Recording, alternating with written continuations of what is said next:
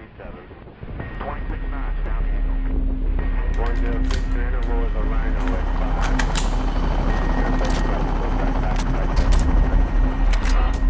Good. 07 on glide path on course 1 mile. Good. 07 on glide path on course. On the 7th of December 1941, having served in the US Army for 3 years, Captain Robert Wolverton volunteered to join the Airborne.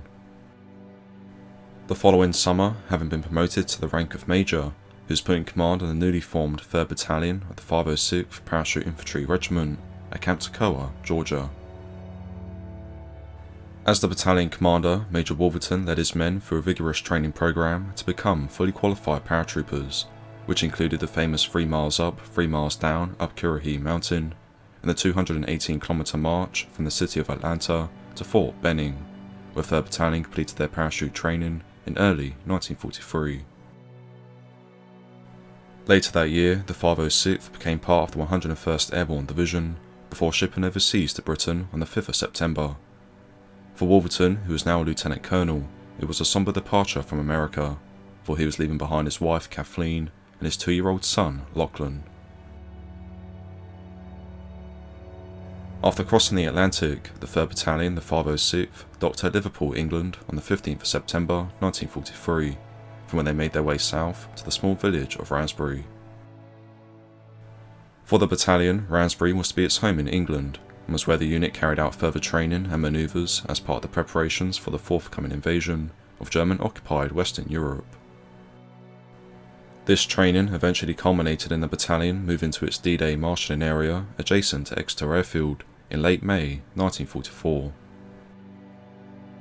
Here, Lieutenant Colonel Robert Wolverton and his staff were briefed on the operational plans for the invasion, which they learnt for the first time was codenamed Operation Overlord and was set to take place in Normandy.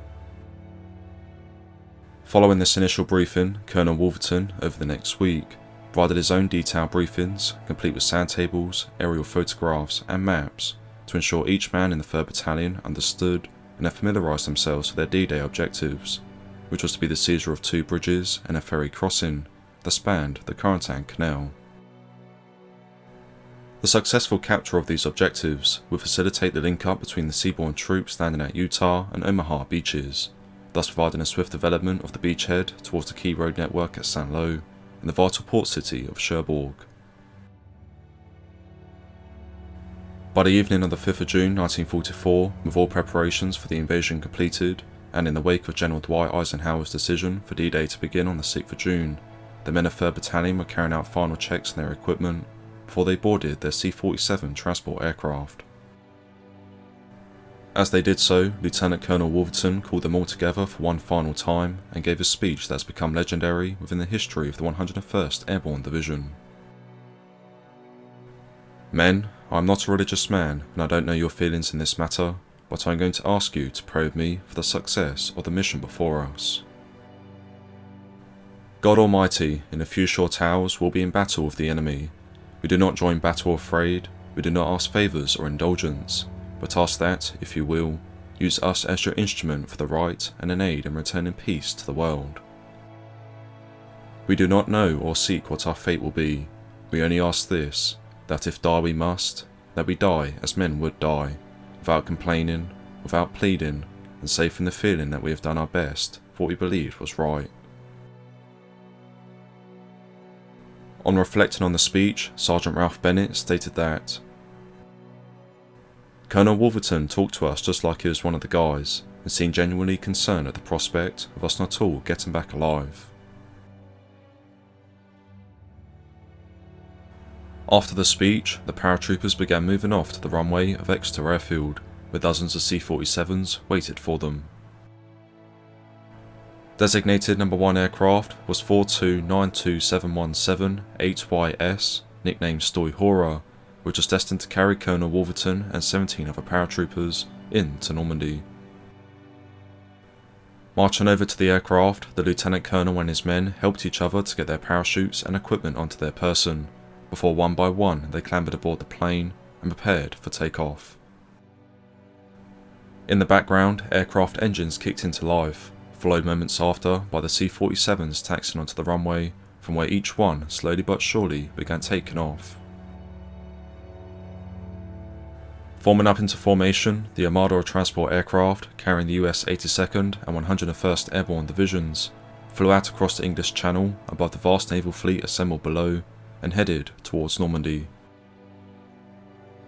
On board Stoy Hora, Lieutenant Colonel Robert Wolverton was sitting 2 seats away from the door, smoking countless cigarettes to help pass the time, as well as engaging in small conversations with men of his stick to ensure each one knew their objective once they had landed.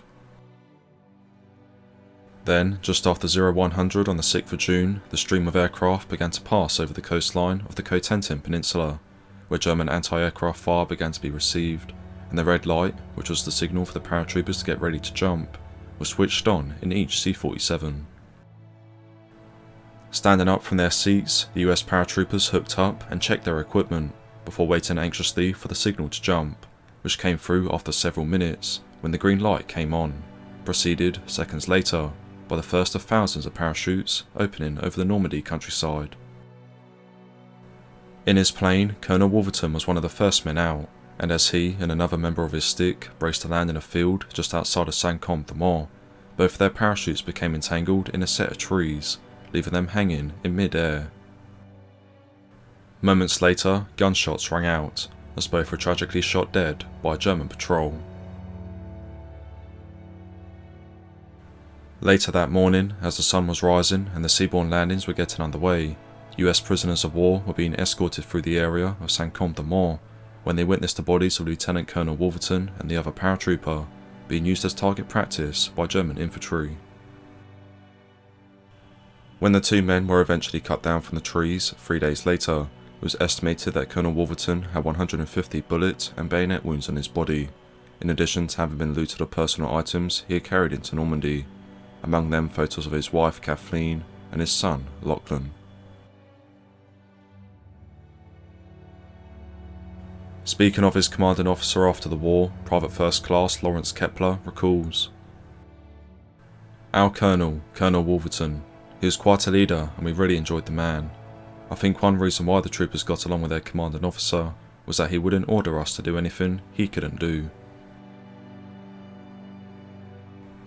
Expanding on this, Colonel Robert Sink, the commander of the 506th Parachute Infantry Regiment, stated that, "Colonel Robert Wolverton was loved sincerely by all of his men and officers. I considered him the best battalion commander in the regiment, and I'm sure that General Maxwell Taylor, commander 101st Airborne, ranked him similarly within the division. He was a fine soldier."